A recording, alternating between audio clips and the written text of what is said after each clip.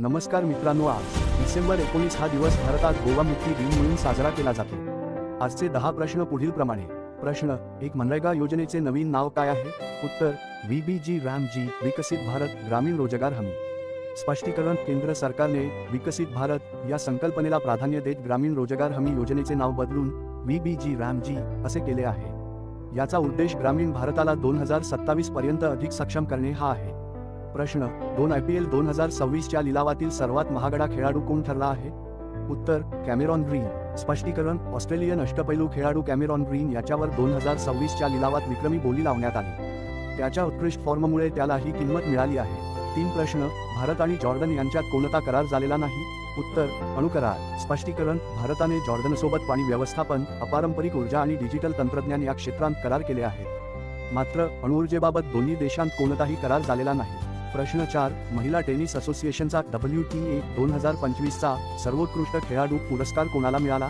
उत्तर आर्यना सबालेन्का. स्पष्टीकरण. 2025च्या टेनिस हंगामात ग्रँड स्लॅम स्पर्धांमध्ये केलेल्या सातत्यपूर्ण आणि आक्रमक कामगिरीमुळे आर्यना सबालेन्काला हा प्रतिष्ठित पुरस्कार देण्यात आला. प्रश्न 4. ऐश्वर्य प्रताप सिंग हा खेळाडू कोणत्या खेळाशी संबंधित आहे? उत्तर नेमबाजी पेक्षा जास्त. स्पष्टीकरण. ऐश्वर्य प्रताप सिंग तोमर हा भारताचा प्रसिद्ध नेमबाज आहे. तो मुख्यत्वे 50 मीटर रायफल 3 पोझिशन्स या प्रकारात खेळतो आणि त्याने भारतासाठी अनेक आंतरराष्ट्रीय पदके जिंकली आहेत.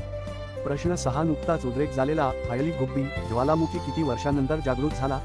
उत्तर 12,000 वर्षे. स्पष्टीकरण. हा ज्वालामुखी इथिओपिया देशात आहे.